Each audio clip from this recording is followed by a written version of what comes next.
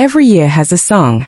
Not the best song, not the most critically praised, the most played. Out of the sky, everyone must stand on The one that was simply everywhere, inescapable, on every station, in every store, at every party, in every car, for 12 straight months. It's like The 1980s produced 10 of those songs, one per year, and together they tell the story of a decade that completely transformed what American music looked, life is a myth. felt, and sounded like.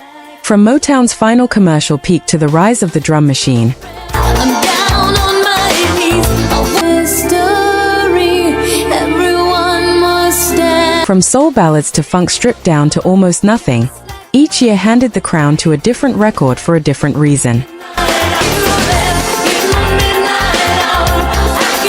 What makes a song the most played of its entire year?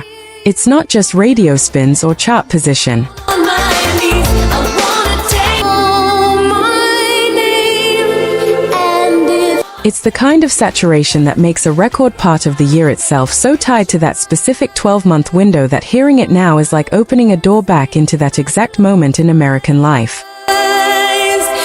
heaven have no choice. I hear your voice. Tonight we're going through every year of the 80s, one at a time, and finding the song that owned it. No end and no beginning. Stick around because one of these records was nearly cut from its own album before the artist refused to let it go. I can feel your power, just like Another was recorded in under an hour as a throwaway I close my eyes. and became the defining sound of its year. Both of those are on this list. 1 year at a time. Let's go. When you call my name, it's like a little 1980, Funkin' for Jamaica, Tom Brown.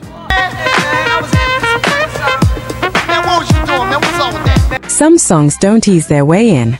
This one landed in 1980 like a full-body announcement that the decade had officially started, all brass, groove, and confidence.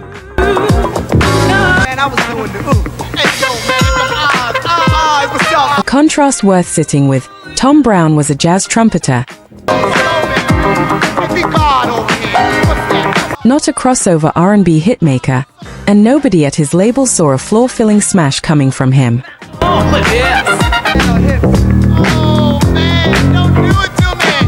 The track was built almost casually as a funky instrumental experiment before vocals were layered in late in the session, the kind of creative accident that sounds inevitable in hindsight.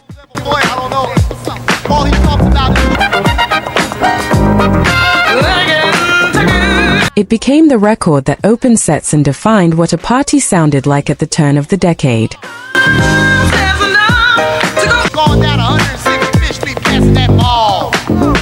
DJs used it as the track that woke a room up, the kind of groove that made people set their drinks down and move without deciding to. The first year of the 80s needed a sound that felt like possibility, and this was exactly that. That opening energy gives way to something far more intimate as we step into 1981. 1981, Endless Love, Diana Ross and Lionel Richie. Few songs in this entire decade were trusted with as much emotional weight as this one, and it earned every bit of it.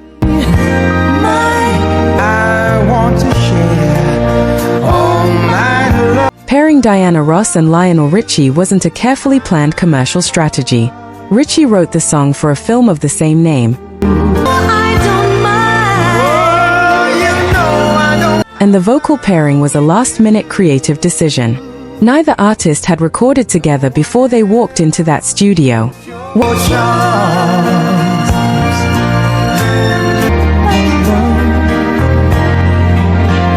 What came out became one of the most played wedding songs in American history, a first dance standard that outlasted the decade entirely and is still heard at receptions and anniversary dinners today.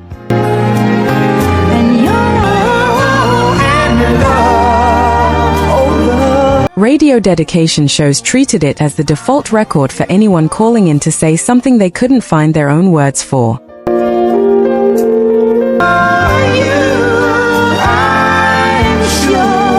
It spent 9 consecutive weeks at number 1. In a decade full of dominant singles, Two hearts that run stands apart. Was this playing somewhere the first time you understood what love was supposed to feel like?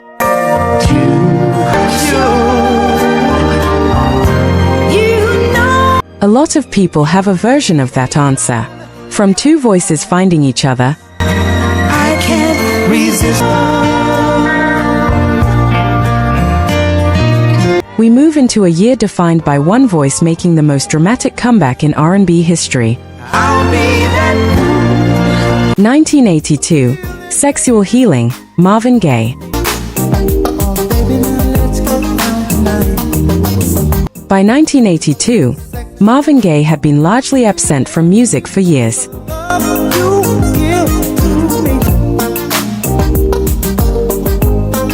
Bankruptcy, a painful divorce, a self-imposed exile in Europe, his career had quietly stalled while the industry moved on without him. Some had already written the final chapter on his story. He recorded this in Belgium, alone, with minimal equipment.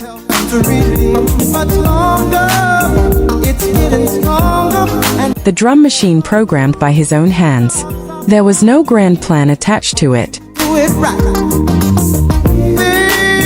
It started as a private exercise, almost therapeutic, a man working something out through music rather than chasing a hit.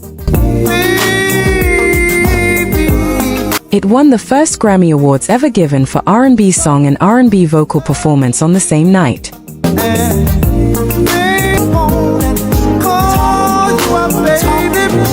Quiet Storm Radio adopted it immediately and never let it go. It gave an entire generation a template for what late-night soul was supposed to feel like: unhurried, warm, and completely certain of itself. There is no comeback record in this decade that landed harder. That's not an argument, it's just the truth. From a resurrection, we move to the year a record didn't just top the charts, it changed the entire industry. 1983, Billie Jean, Michael Jackson. The statistic that frames everything: Thriller produced 7 top 10 singles.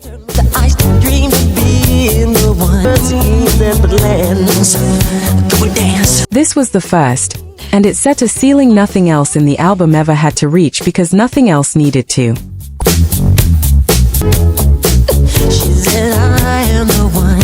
Quincy Jones, the album's producer, has spoken publicly about wanting this track removed from Thriller entirely before Michael Jackson insisted it stay. Jones felt it was too personal, too risky. Jackson heard something in it that nobody else in the room could yet. He was right. It became the first video by a black artist to receive heavy rotation on a major music television network that had built its entire early identity around avoiding that playlist. That decision, forced partly by the sheer commercial impossibility of ignoring the song, permanently changed what American music looked like on television. The bass line is one of the most recognizable 4-note sequences ever recorded. You know it the moment it starts. Everybody does, whether they can name it or not. That cultural earthquake leads us into a year where an artist made an equally bold decision and stripped a song down to almost nothing to prove a point. 1984, When Doves Cry, Prince. No bass. A deliberate, last-minute decision that went against everything production convention said a song needed to work on radio in 1984. Prince finished the film Purple Rain and listened back to the track meant to anchor it. Then he pulled the bass line out completely. His label was nervous. Radio programmers didn't know what to do with it. A song with no bottom end wasn't supposed to move people the way this one did. It became the best-selling single of 1984 and spent 5 weeks at the top of the charts. When doves cry. The absence of bass didn't push listeners away, it created a tension and a vulnerability that nothing else on radio that year could replicate. Each other. This is what it sounds. If you were alive in 1984, you heard this song everywhere. There was simply no escaping it. Just too demanding. Maybe. And nobody was trying to. From a record built on absence, we moved to one built on confession, a song its own writer was afraid to release. 1985, Careless Whisper, George Michael. The melody came first written by George Michael on a bus at 15 years old, years before it ever reached a studio. By the time it was finally recorded, he was reportedly uncomfortable with how exposed the song felt. The narrator isn't sympathetic. The story doesn't resolve cleanly. He wasn't sure the world needed to hear him carry that kind of guilt at that volume. And lead you to pretend I know you're not a fool. He released it anyway. It became one of the most played slow jams of the entire decade. Something in your eyes. The saxophone line, those opening notes that drop in like a confession being made before the words even start, became one of the most instantly recognized musical phrases of the 80s. Quiet Storm Radio kept it on permanent rotation. Wedding DJs reached for it instinctively. Do you still feel something the moment that saxophone comes in? Most people do, even now, even when they can't explain exactly why. Dance floor as the music dies. From a song built on guilt, we move to one built on pure, stripped-down confidence. To the heart and mind. 1986, Kiss Prince. 2 years after removing the bass from a #1 record,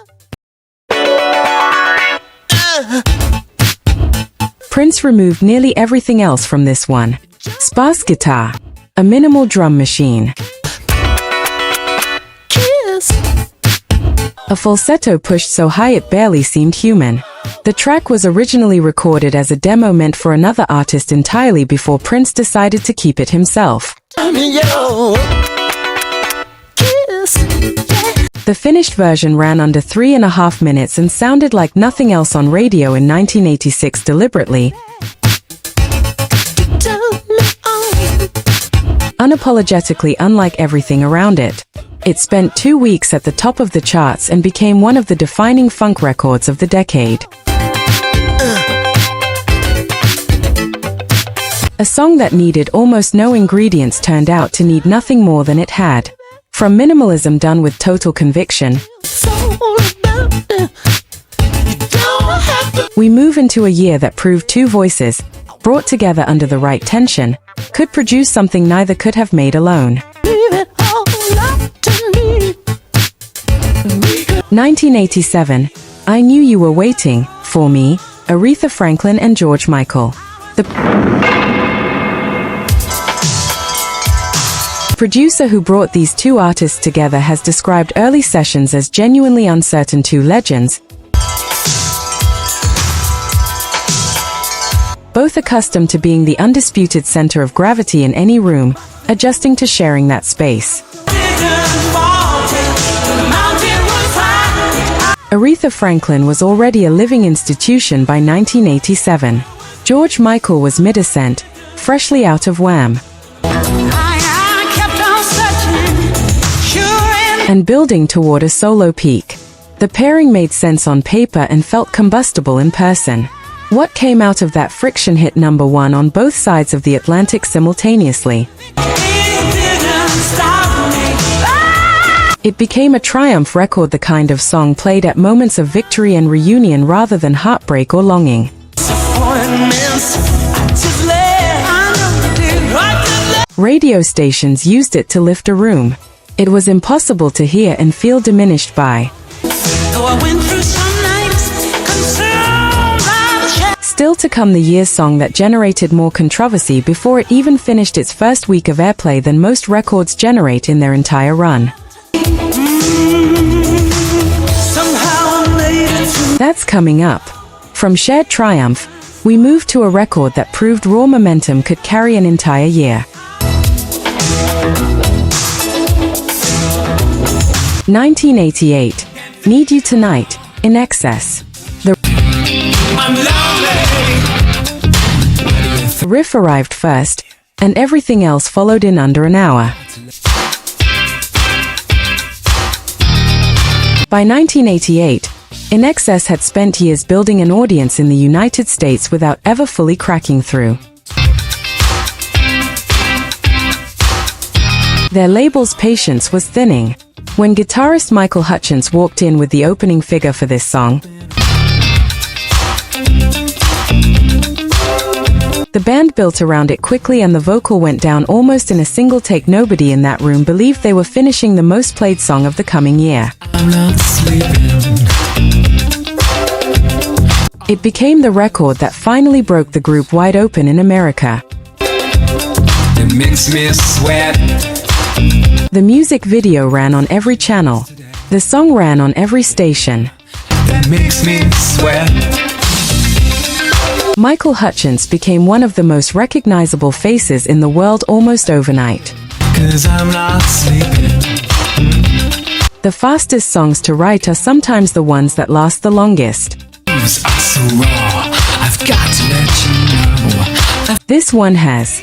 From a record that came from nowhere, we close the decade with the song that still defines what the 80s sounded like when they finally said goodbye. My kind. 1989, Like a Prayer, Madonna. The music video alone ended a major corporate sponsorship deal before the song had completed its first 2 weeks on radio. Religious groups organized in opposition. Television networks held emergency debates about whether to air it. None of it slowed the record down by a single day. Madonna has said in interviews that this was the most autobiographical record she had released to that point. The gospel choir, the church imagery, the confessional weight of the whole production, none of it placed there for pure provocation. It came from somewhere personal.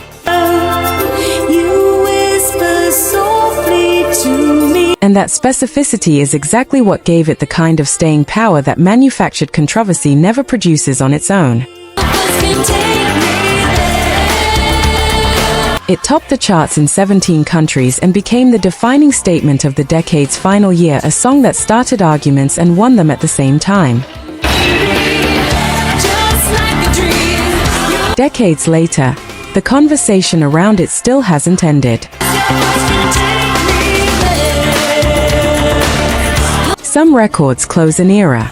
This one closed a decade and left the door open at the same time.